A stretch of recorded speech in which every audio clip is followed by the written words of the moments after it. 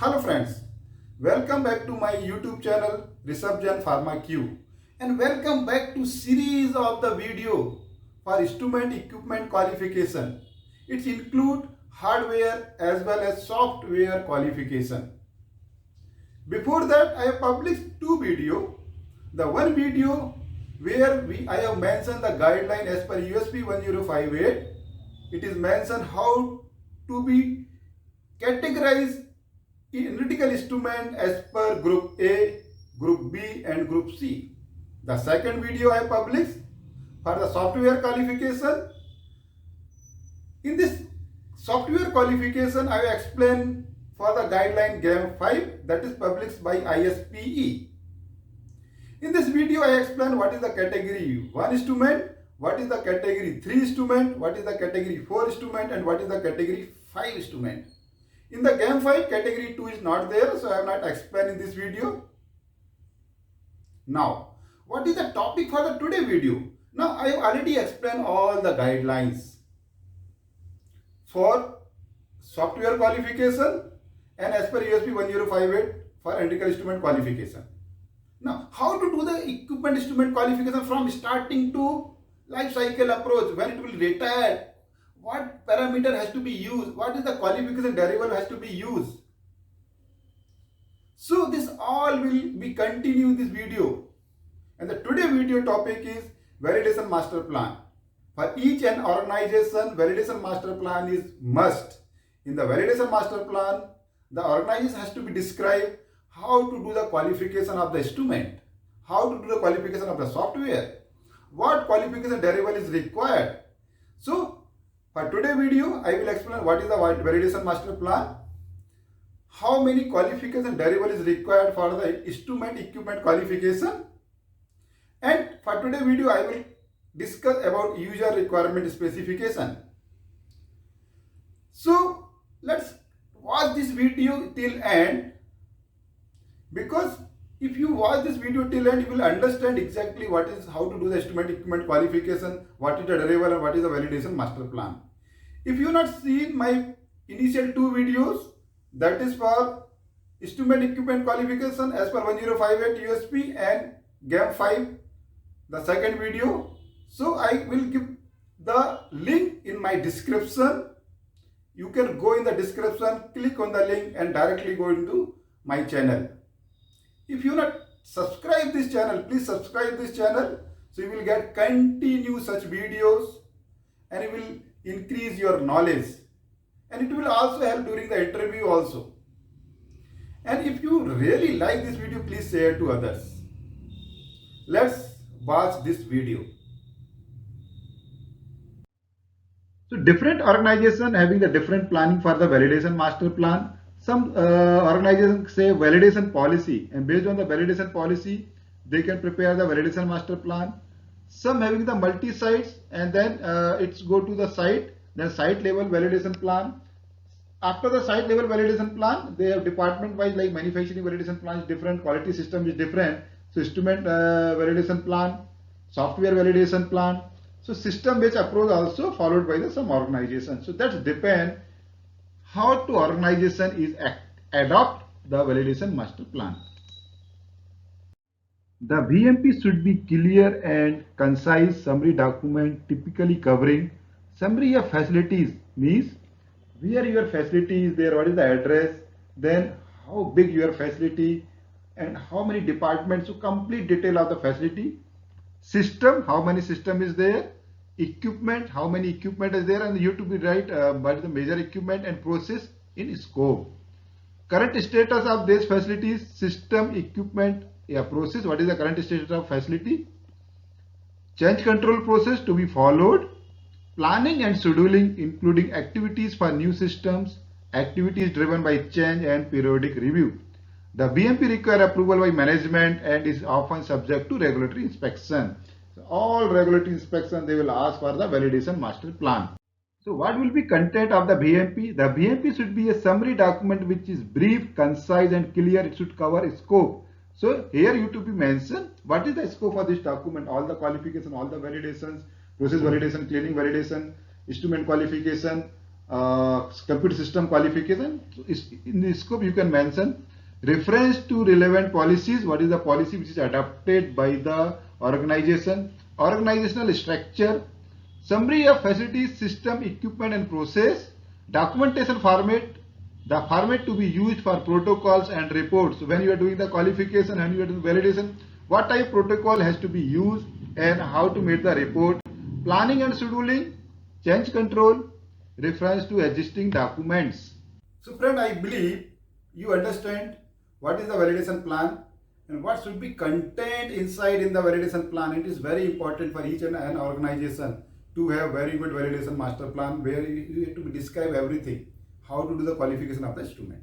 Now, let's understand what is the qualification derivative is required for the instruments, equipment. I have mentioned here all the derivables, but this all the derivative is not required for all the instrument equipment. It is based on the risk assessment. It is based on the criticality of the equipment instrument. Then you can decide what derivative has to be done. I already explained in my video for USP 1058 and the second video GAM5.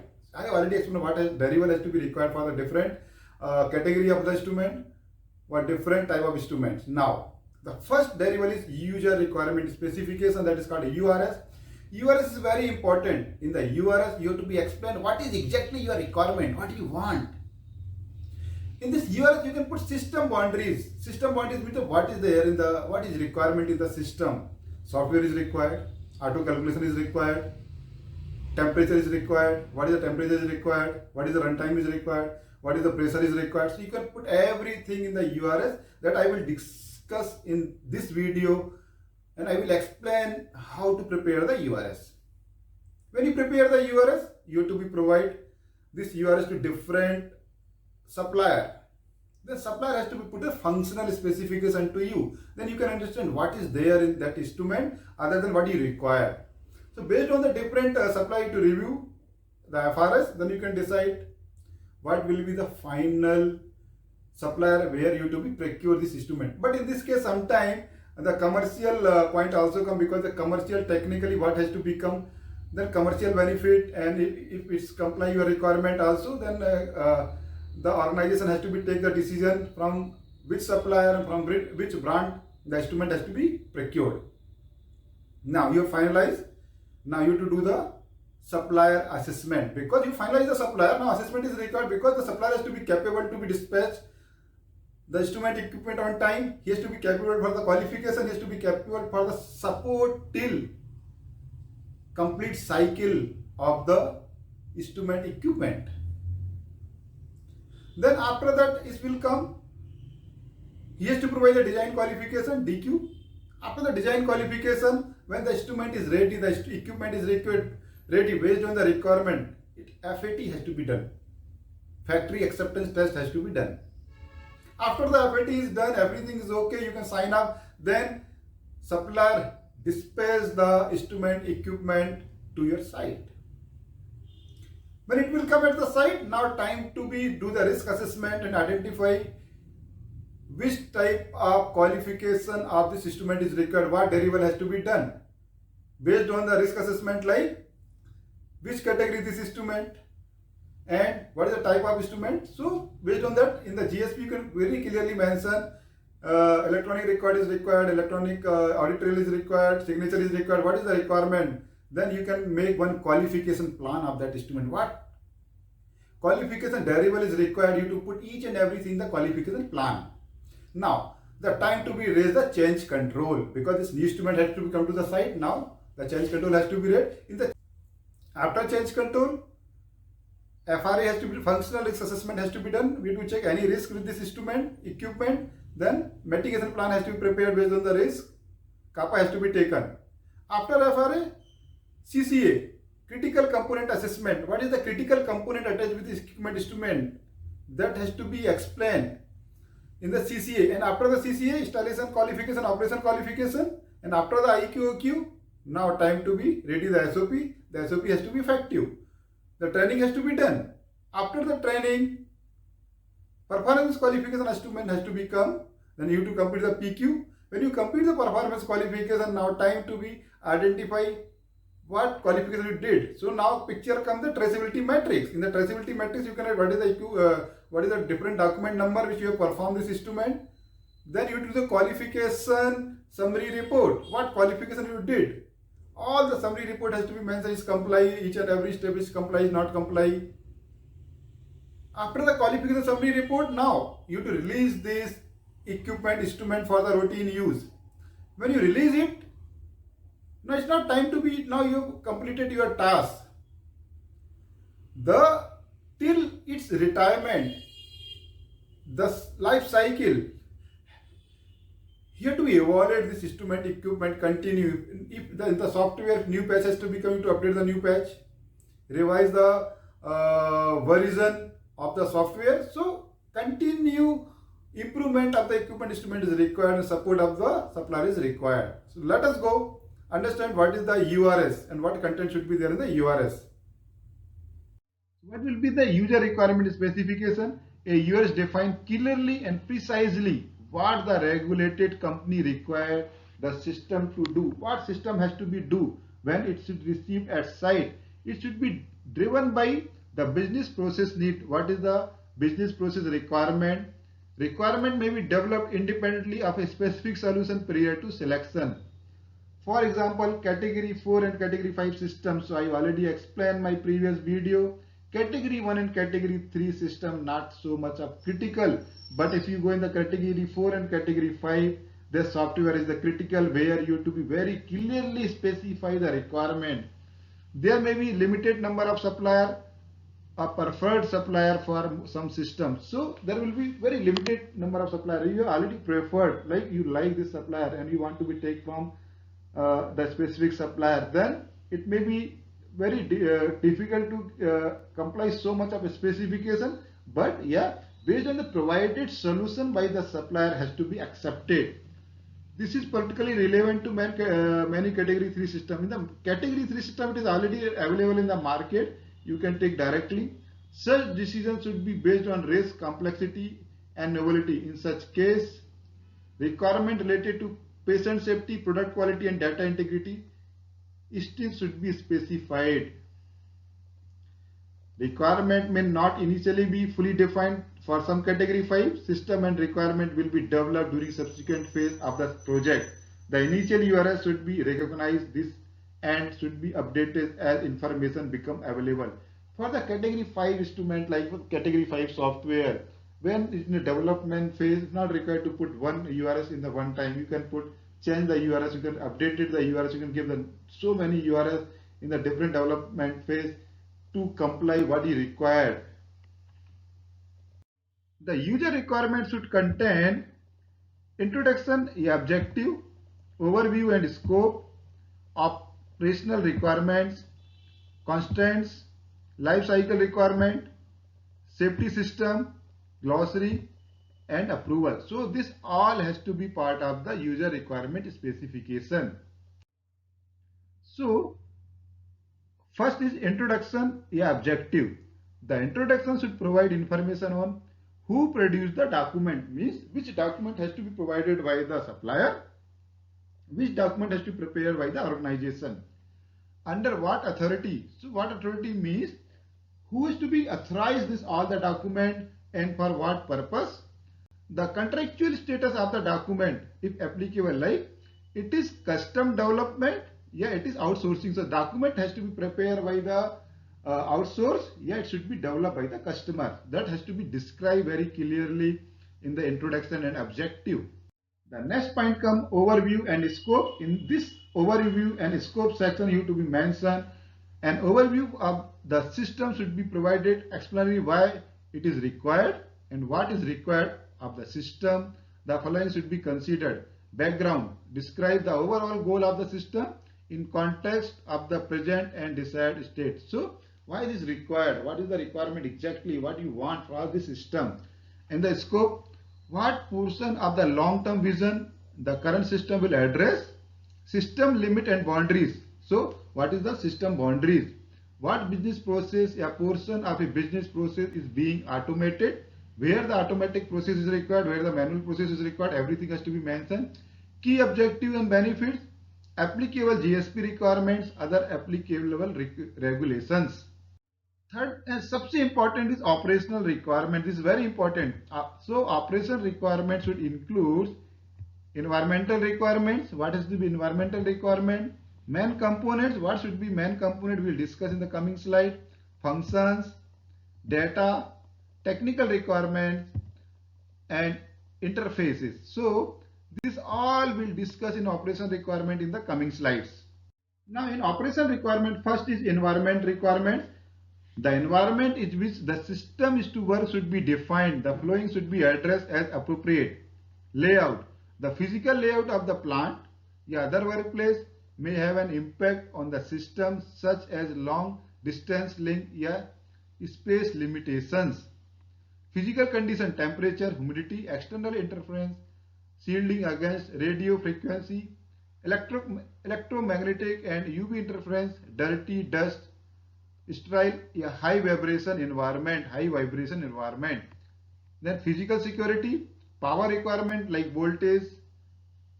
Then other requirement is mentioned here like any special physical logical requirement. So that has to be mentioned as an environment requirement. Now in the operational requirement, they have mentioned main component is part of the operational requirement. Main component means what will be main component of the instrument and what will be their specification. What will be main component? What will be critical component attached with the main component, like for the example what type of detector is required, then what type of auto sampler is required, for the column oven what temperature is required. So what should be main component, what will be attachment which required should be clearly specified in user requirement specification. So here we have to mention what functions is required for equipment and instrument. Those function requirements that would enable a system to perform the business process being automated should be documented. The following should be addressed as appropriate. Calculation. What type of calculation is required? Automatic calculation. Yeah, it should be the system have to give the raw data and do the calculation outside. Critical algorithms should be documented with reference to their scientific source, and algorithms that have been custom developed should be scientifically derived. Safety, how to be what is the safety of the data? Security including access control, audit trail. So that all what you required has to be mentioned in the user requirement specification. Audit trail is required. Use of electronic signature, output report like PDF report is required. Excel report, what is your requirement? Then ambiguous error message, what message has to become with any error is happen. So in the function this all has to become, what function has to be there, the equipment instrument has to be specified in your user requirement specification. In the data part, what has to be mentioned in user requirement specification? Data handling requirements should be documented. Consideration should be given to understanding the impact upon patient safety, product quality and data integrity. The following should be addressed as appropriate. Definition of electronic record. Definition of data including identification of characteristic, formatting, critical parameter, valid data range, limit and accuracy, character set, etc. So this all has to be part of the user requirement specification. Required field, data migration, like when you want to be data has to be stored in the different software. If you want to be stored in the server, data migration, data input and subsequent editing, backup and recovery, archive requirements, data security and integrity. That always has to be maintained the user requirement specification. Then what will be the technical requirements? System technical requirements should be defined. The following should be addressed as appropriate. Change in system operation, startup shutdown, disaster recovery, like if system had shut down automatically, so where it will be data will store, like any reasons. So where the data will go, what is the recovery of the data? Performance and timing requirement, they should be quantitative and unambiguous. Action required in case of failure. Capacity requirements, access speed requirement, hardware requirements, portability, efficiency and configurability. So that everything has to be mentioned in the technical requirement in your user requirement specification. Now interface. So what will be interface of your equipment, instrument and software. It's very clearly defined. System interfaces should be defined. The following should be addressed as appropriate. Interface with users. They should be defined in terms of roles like plant operator, warehouse administrator, system manager, yeah, functions as appropriate. So, what type of privilege is given, who is responsible for what, and what type interfaces has to be given. So that has to be very clearly specified. Interfaces with other system, like for example, if you have server based system, like one server has to be attached with a lot of instruments, lot of PCs, has to be specified. It should be connected with the printer, interface with the printer. It should be LAN printer. It should be dedicated standalone printer. Everything has to be specify here, like the instrument will be attached with the labs, the equipment instrument has to be attached with the SAP, so everything has to be mentioned. Interface with equipment such as sensor and actuators. This may include in-app listing for process control system. So it's very clearly specify what interface requirement in your equipment instrument, so it has to be specified in the user requirement specification. So here we need to mention what is the constraints of the software or the equipment of the instrument. The constraints on the specification and operation of the system should be identified. What is the constraint in the specification? What will be constraint in the operation has to be specified very clearly, should be identified. The following should be addressed and appropriate. Compatibility taking into account any existing system or hardware. So what is you have existing system, you have any constraints that should be taken in the account will be very clearly described. What is the constraints and regulated company strategy or policy, availability, reliability requirements, maximum allowable period for maintenance or other downtime. So after how many time, after how many months the maintenance is required, and downtime is after 1 week, is downtime is required for 1 hour, 2 hour. So everything has to be mentioned, what will be the constraints of the equipment and instrument. So statutory obligation, like what is the requirement, what is the government rule and regulation has to be followed for this instrument. So that has to be very important. Working methods, how to be work this instrument, what is the methods. So you have to specify the method, so then the instrument has to be received. All the method properly set up and can be used. User skill levels, like you have to mention what is the skill requirement to be operate this instrument equipment. Expansion capability, how to expand this instrument, how to be attach this instrument with other. Likely enhancement, expected lifetime, long term support, how to be support long term by the supplier. So here mention life cycle requirements from development stage to retirement stage, how the supplier will support. Any specific requirement that may impact the supplier development life cycle and any subsequent verification activities should be identified. If this information is already provided elsewhere, this should not be repeated. If it's already provided in the previous document, not required to repeat again. But if anything is missing, then you have to put in the life cycle requirement. The following should be addressed as appropriate. Development requirements, minimum standard to be made by supplier methodology. So what is the requirement, like what is the standard has to be fixed. Procedure for project management and quality assurance, mandatory design method, special testing requirements, test data, load testing required, simulation. So let's go in the next slide for other life cycle requirements. This is continue to life cycle requirement. Factory acceptance testing, how deliverable item are to be identified, in what form deliver are to be supplied. Documentation, the supplier is expected to deliver. Functional specification, testing specification, design specification, user and maintenance guide या manual. Data to be prepared या converted, tools, training course, archiving facilities, support and maintenance required after acceptance. So what has to be mentioned in the glossary? So definition of any term that may be unfamiliar to the readership of the document should be provided. So if any definition is mentioned, like any shortcut like PLC, like you can AMT, so anything is mentioned should be described in the glossary properly. So When you submit the document to supplier, you can understand properly. Approval. The approval has to be document. The approval should be defined at a minimum. This need to include the appropriate process owner. Other signatories should include the system owner and quality unit. Once approved, addition, changes or deletion to the URS should be handled via change management and should be reapproved. So this is related to be URS. So friends, I believe you understand what is the validation master plan, what is the URS. If you really like this video, please share to your friends and ask them to be subscribe the channel so they will get continue this series of the videos. If you are not subscribed, subscribe the channel. Thanks for watching.